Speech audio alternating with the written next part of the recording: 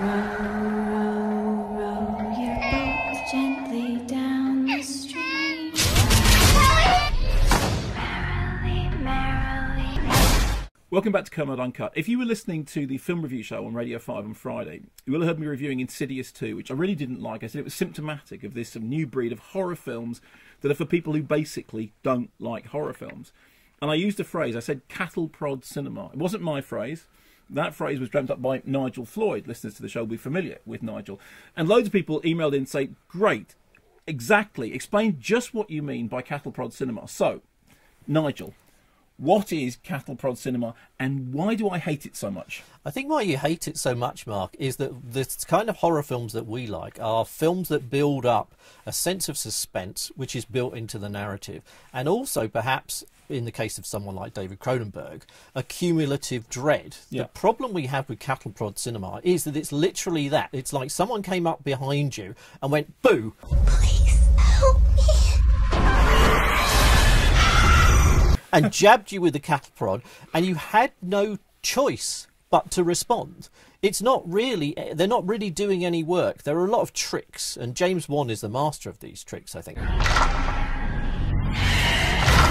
He uses the camera very cleverly to lull you into a false sense of security, but then he sort of does a shortcut, or he'll just use a very flashy edit, or use a loud noise, and immediately you cannot but respond, and you kind of feel a bit used. I think that's my problem. I feel, dirty. I feel a bit dirty. I feel like, hang on a minute, I want a little bit of choice in this, and I'm not getting it. My problem with it is, it's sitting in the cinema thinking, I've seen all these gags before. I know all these riffs. That's Poltergeist, that's Amityville, that's Changeling, that's every horror film that I've seen in the last 20 years.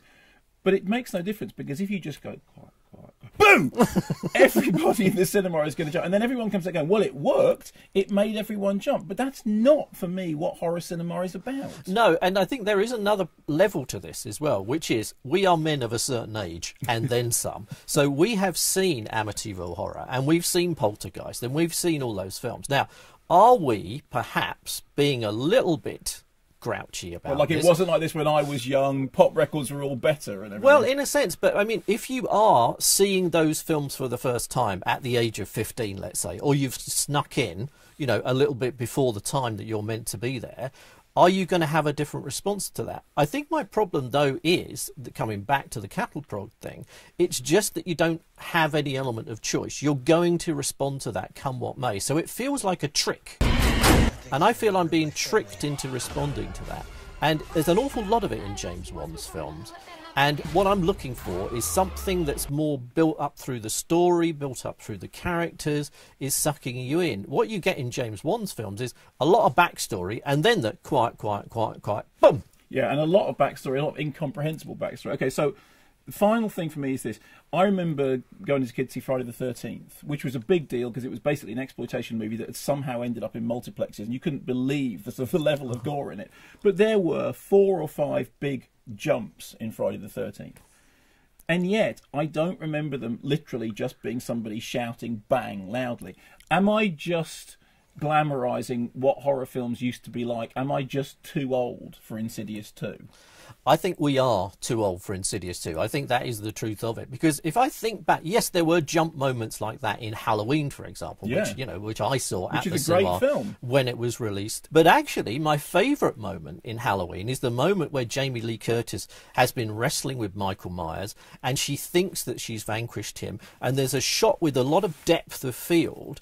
And then in the background, you just see Michael Myers start to sit up like this. Yeah. And if you're in a cinema with an audience and you see that moment, it's an incredible moment because it's about film technique, but it's also about something that's been built up through the film itself, which is the idea that Michael Myers is somehow beyond human, and therefore even when he's dead he can still come back from the dead.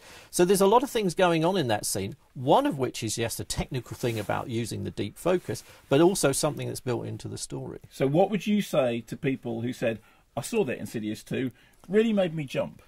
Well, you can't deny them the fact that it did make them jump, because it made us jump. Yeah. We jumped. We sat in the cinema. But I jump if somebody slams a car door really loudly behind me.